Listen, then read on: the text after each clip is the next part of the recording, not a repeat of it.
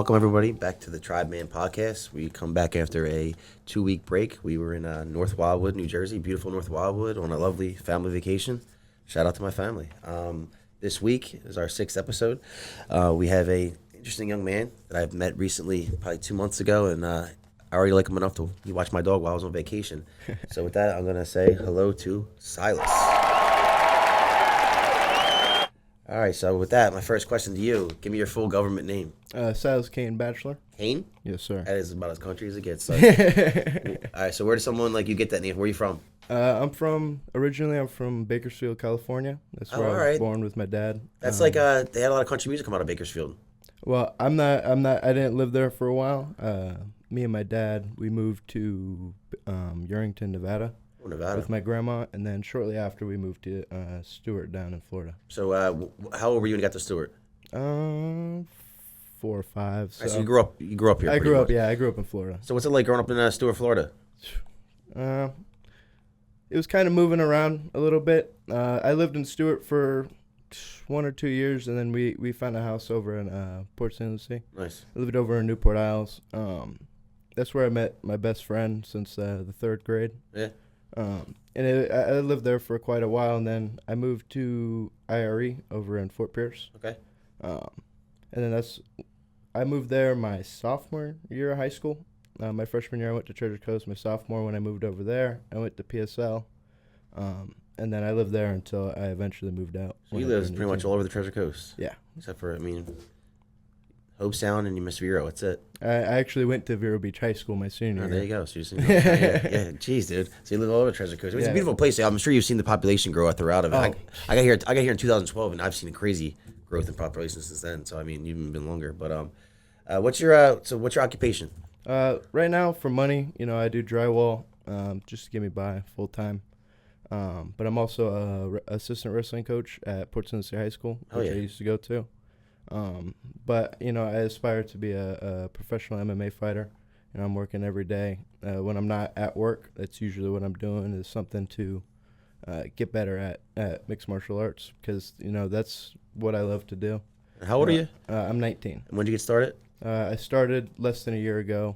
Maybe I took my first fight in November. You're pup in the game. How'd you get started in it? So my senior year of wrestling, I got hurt when it came to districts time, and I was a top ranked wrestler in the state, and I was projected to do pretty well.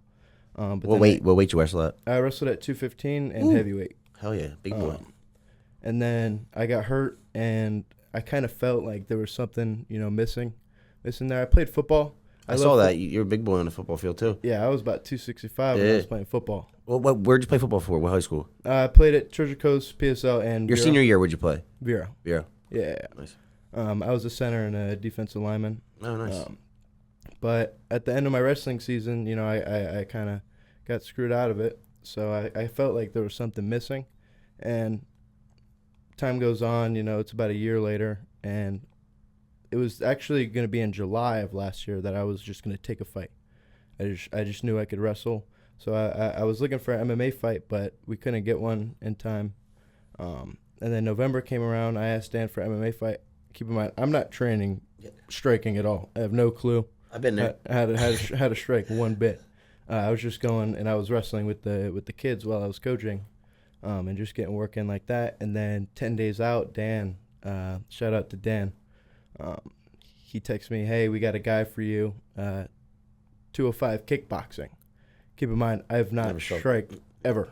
Like I've gotten into fights like outside of like professional fighting, but illegal fights, non-sanctioned. Yeah, yes, not non-sanctioned fights. But as far as like getting in a cage and knowing what to do in certain situations, and a crowd full of people, almost 2,000 people watching you too at the same time. Oh my god, that's the most intimidating part for me. Yeah, I'm all mental with it. It's so crazy, but I was kind of skeptical. My dad was like, "No, don't do it." And then I talked to my friend Caden, who was there with me. He was going to take a fight too, and he was like, "Dude, just do it." He's like, "It's 16-ounce gloves. What's the worst that can happen?" I'm like, "You know what? You're right." So then we went in, and I lost a split decision, but it was a dog fight. could have gone either way, but amateur's all about the experience, bro. Exactly. You know what I mean? Just get around, fight. And I got in there, and the dopamine rush that I had from fighting, being in the cage, and all those people looking at me, and my family there. Dude, your walkouts are sick. Oh yeah. You brought the like I feel like I brought like the big walkout to Rise. That's my only contribution, I think. You know what I mean? But I feel like you are continuing that. You know what I mean? You and Joey does a good job coming out. You do a good job coming out. But yeah, for sure. That's actually my favorite part. It's my only enjoyable part of the whole fucking thing. You know what I mean? It really is. The weight cut sucks. The fucking fear enough sucks. The back room feel like you're back there forever. That sucks.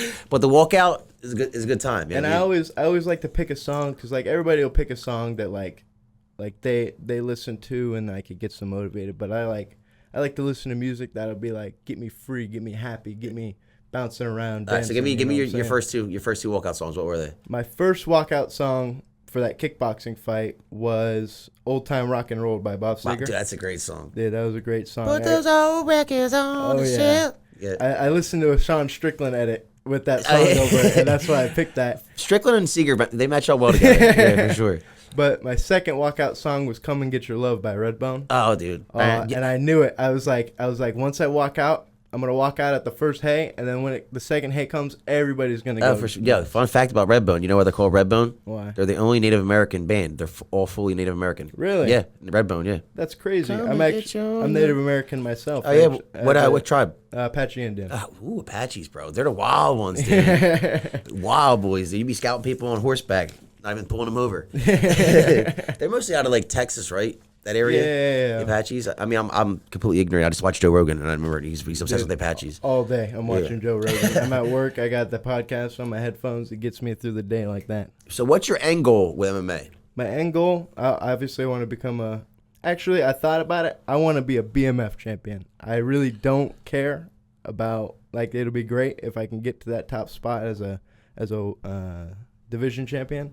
But if I can hold that BMF belt, you're an entertainer. You're an entertainer. Exactly. Yeah. And that's what I love to do. And not gonna lie, I love the attention and just everybody knowing that I'm a badass motherfucker. Oh, I think just stepping in there, I know that. I mean, yeah. and the quality of your cowboy hat tells me that too. Yeah, my dad actually makes hats. Does he really? Because I've been looking for a hat. Dude, hit him up, Blue Burn Hat Co. Yeah, he makes them all by hand. Does he make it like does he have a location or is it all out of home? He just does it in Hell yeah. His little office in his house. All right, cool. He has like the options on like a website or something I can pick from, or he has an Instagram. Cool.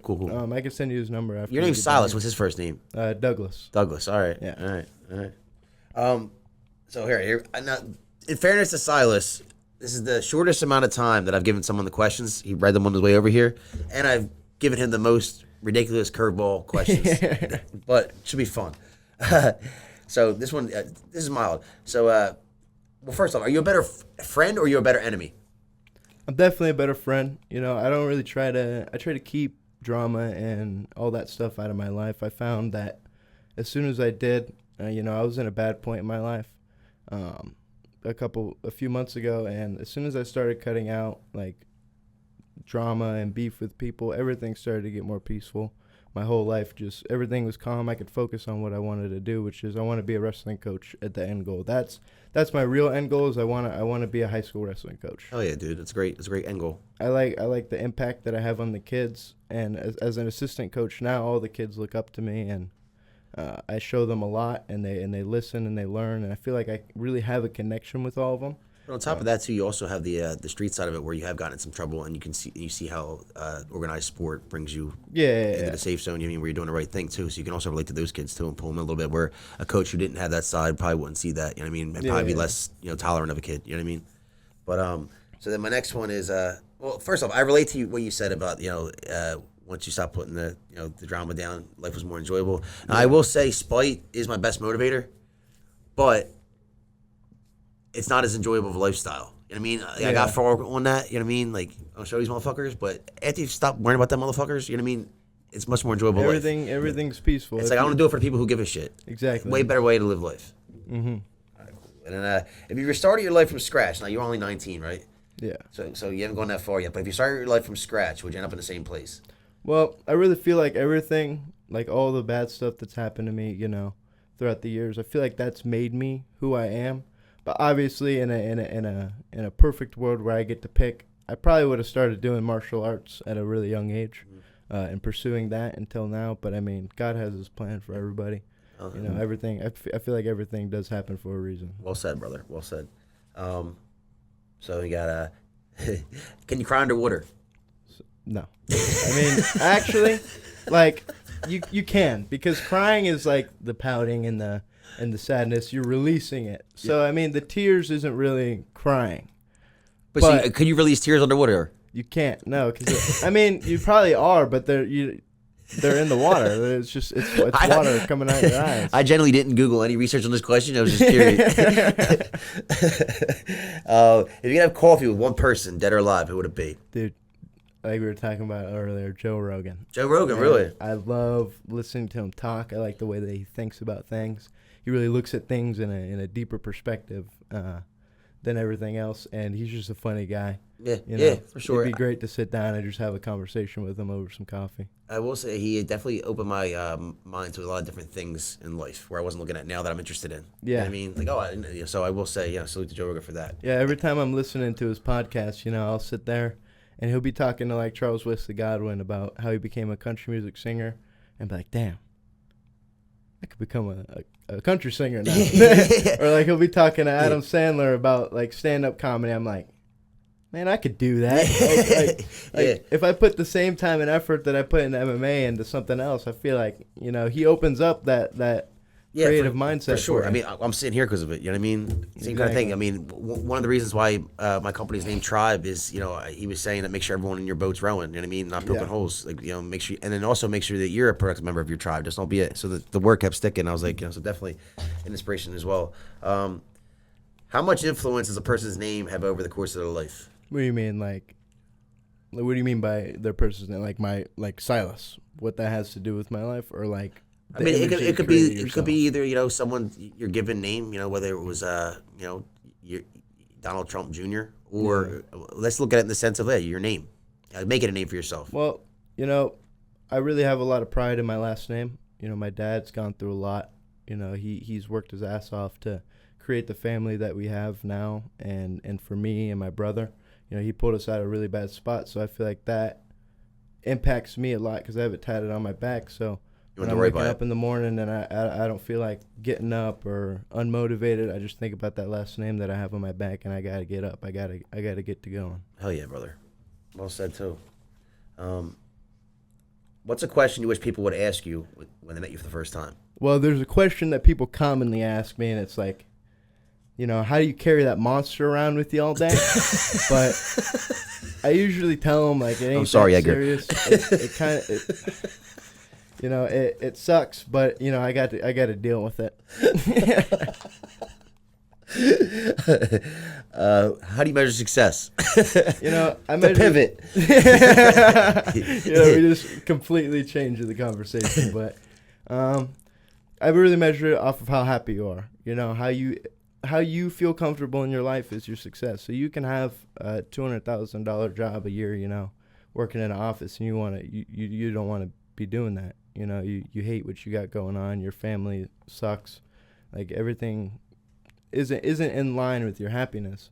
And I feel like if you really want something and you want to do something, it doesn't matter what it is. If you get to that goal and you're happy, then that's your level of success. I'd have to agree with that too. And they also say there's a dollar amount where to get to that dollar amount, you're sacrificing other areas of your life. And I mean, I think that, you know, just not hitting that mark, you know what I mean, and staying in the sweet spot of being there for your family, enjoying your family, because that's what you are working for. You know what I mean? And that's all I want. Yeah, and also like not hating going to work every day. Yeah. You know what I mean? You know, get up and be like, you know, it sucks, but it could be worse. I could have no job. Yeah, you know, for sure. I've been there where I lived in my single cab truck because I'm pursuing what I want to do. I put everything else aside, and I was like, this is what I want to do. This is what makes me happy. This is what's going to make me successful in my eyes. That's cool to know at 19 years old. It's crazy, man. Life is... So Chevy, Ford, Dodge, what single cab truck, what was it? Ford Ranger, by the way. Hell yeah, Ford Ranger, bro. Ford Ranger, baby. Classic. It's a classic. Oh, yeah. I feel like Ford Rangers are the American version of those Toyotas that the terrorists have. they almost send them over here for us. Yeah, I love that thing. It's like driving around a little go-kart, dude. So what's something that you do differently than anybody else you know, and why? A lot of people around me, you know, they let things get to them. They let words that people say, you know, influence what they do. And I'm a very nonchalant person. If you don't like me, if you got something to say about me, then, oh, well, that's cool. I don't know what you're doing, but I'm probably doing it better, you know. So I wish I could adopt that. You know, I let that shit get to me sometimes. You know what I mean? Yeah, and there is sometimes, but as long as you force yourself to put it out, in 10 minutes you're not even going to think about it. Yeah. You know what I'm saying? Yeah. So it's like, you might as well just live your life, you know, happy and drama free and back to all that, you know what I'm For saying? sure. Like, I often get mad at myself for like being so mad at somebody for something they said for like a good period of time, and then fast forward a year later, the person's not even in my life and so non-irrelevant, and I get mad at myself for the amount of time that I spent fucking stewing on that shit. You know what I mean? So that's helped me also. You know what I mean? Listen, shit's only temporary. You know what I mean? It doesn't really matter. Everything we live to die. You know, if you spend your whole life worrying about everybody else, because bottom line is everybody in this world is going to be selfish towards themselves. It's just human nature. Yeah, for sure. You know, no matter what, yourself is the first person that you're going to think about. Well, if we all start thinking of that way when we go into conversations and in relationships, you know what I mean? That from other people's perspective, you know how they're trying, you know, and then we all be better off. Yeah. I feel like, but you kind of already answered this question with one of your previous answers. But is fate a real thing? Fate, yeah, I definitely feel like everything's written. Everything has a reason, because everything that's bad that's happened to me, I see the good out of it. You know. Oh yeah. Okay. When I got kicked out of my house, you know, I was like, dang, like, why is this happening to me? Like, when I was living my truck, I got fired from my job. Why is this happening to me? Yeah. And now the life that I live, I wouldn't trade it for anything else. I got a house now. I got a truck. I got a girlfriend who I love to death. I got a family of fighters around me. Shout out to the Treasure Coast Cartel. Shout. You know, they've really saved my life. You know. I would have to agree with that too, because I mean, I obviously was homeless shooting heroin. I mean, obviously, I would like not like to do that again. But fast forward to what I do now, you know what I mean? And it all makes sense. It all makes sense. It all makes sense. I mean, yeah, I would agree with you with that. What's your dream vacation? Dream vacation, you know, I'm a big on like just peace and quiet. You know, connecting with the world. Every morning I go sit out back in a chair, just a regular lawn chair with my feet in the grass. So if I could be in like a... You're an old soul, brother. Yeah, I know, right? And if I could just be in like a mountain range, like nice view, and I could just chill for a week by myself, you know, maybe on a beach, something just where I can keep peace in my mind, that's definitely where... Now, when you picture that scene in your head, right, what song's playing in the background? Man, I don't know. I listen to a lot of music. Like, I know you're Zach Top guy. I'm a big Zach Top guy. Oh, Zach he's Top. He's an X1 dude. But but definitely. I was curious to see where you would go with the vacation scene. Jimmy Buffett, yeah, Bob Marley. Definitely, yeah. I'm going Bob Marley. Bob Marley, definitely. That's my number one. I was always wondering, like, what if I could pick one concert to go to, dead or alive, one concert, and it was always, you know, Stones, and then I went to I watched the Wailers play at an opening of a park in Port St. Lucie, Westmoreland, really? and I was watching, it was so lit that I was like, Bob Marley, I'd definitely go to Bob Marley, because everybody, white, black, Spanish, everyone's bopping, you know what I mean? It was cool. And then in 1 year's time, where do you want your life to be? Or in one year's time, what do you want in your life that you don't have now? That's a tough question, because, you know, obviously there's a lot, you know, but my main goal right now, you know, while I'm kind of off of fighting right now, I'm taking a little break, not training, but from Fights, actually competing. Yeah. And I'm focused on the wrestling team. I really want these kids to do good. A lot of them have a lot of potential, and I see it in them, and a lot of them don't see it in themselves.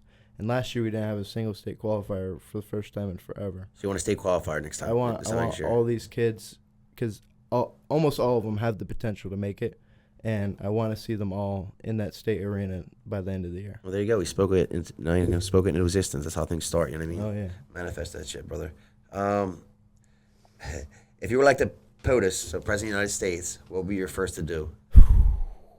Man, there's a lot going on right now that I'm not big into politics. Like, obviously. What's the first thing you do, though?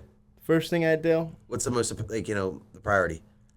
Man, are we talking like what I'm doing, or like what I'm doing for the country? For the good of the country. For the good of your fellow American. You know, I take a lot of thought into like drug abuse and substance abuse. So I feel like something that would have to do with that and getting people off the street and getting people that need help, because it's impacted my life majorly. And I've never been like an addict or anything, but people around me that have affected my life, and that's a really big thing to me. So I feel like that something towards getting people the help that they need when it comes to that. I mean, you can go to the base, close the borders so the drugs can't get in, and then offer people. I mean, that's the biggest thing right now. That would be my answer, 'cause that's where it's all coming in from. No offense, Edgar. If you could pick a superpower, what would it be? Superpower, I'd gotta go with super strength. Super strength, like the Hulk. Yeah, be able to Hulk up. Definitely, or more like Captain America, because like I don't want to be like everybody. Mongoloid. I don't want to be a big monster. Chicks. I want to look like a normal person, Yeah. and I just use it to my advantage in my career. I got you. I think I'd pick invisibility. Invisibility. Yeah, because you figure out everything you need to know. You know what I mean? That's definitely a really good one, because nobody knows you're there. You know? Yeah, not like a creepy way, girls' bathroom kind of way, but like, yo, what's this motherfucker saying about me when I ain't there? Yeah, or like my friends, like, dude, you know how hard I would fuck with my friends? Oh, if I was fucking invisible, bro. I'd be giving 100 fucking ghost ball taps a day, dude. Just random ball taps all day. Favorite pick-me-up song when you're in a bad mood? Keep the Wolves Away by Uncle Lucius. All right. I mean, that's a slow-ass fucking depressing song, but it gets you in a good mood? That's me and my dad's song. Yeah, all right. I can see you guys on a horse next to each other. You know, all right, what's your favorite sexy time song? Man, I'm not a big music guy during the time. During the sexy time? Dude, I'll give you mine. Because I'm going to make you sing yours, all right? That's what we think how it goes. You could be the cash. I'll be the rubber band. Okay. Be the match. You could be the foos. Boom. Painter, baby, you could be the muse. Reporter, baby, you could be the news. Cigarette, because I'm the smoker. We place a bet, because you the joker. Okay. Even if the sun don't shine, I got faith in you and I. So put your pretty little hand in mine. Even when it's down at a wire, baby. Even when it's do or die. We can do it, baby, simple and plain. This love is a short thing. All right, now you gotta go. Now, I think if I had Sorry, Miguel, for butchering your song. Hey, don't worry. But I feel like if I had to pick one, it's got to be Redbone by Childish Gambino. It's like, stay right. Yeah. You make me feeling like it don't play right. Yeah, that song. Yo, that's funny. You got two Redbone. You have Redbone the group, and you have Redbone the song. That is a fucking awesome song, though. And then this is the last question of the pod. What is the meaning of life? What is the meaning of your life?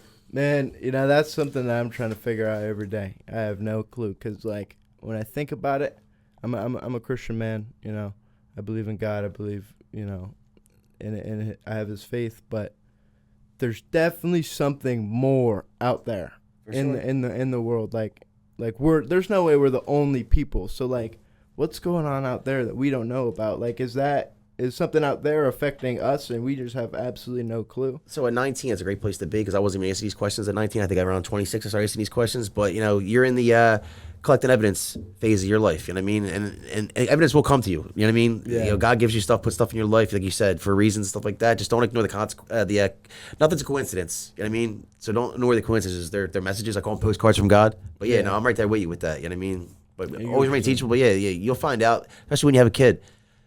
Everything changes then. I can't wait, dude. Oh, you'll be a big sappy puss. I'm telling you, dude. You'll be tough on the outside. I mean, big wet sappy puss on the inside. I'm already a big old teddy bear when it comes to my old lady. You're a lover. I see that, dude. She's a keeper for sure. But yeah, I see that though. But yeah, man, I really appreciate you coming out. Yeah, you know what I mean? It was awesome. I really appreciate that. And again, this is the 6th episode. You can find us on YouTube and Spotify. And real quick before we close, I'm giving away 2 T-shirts.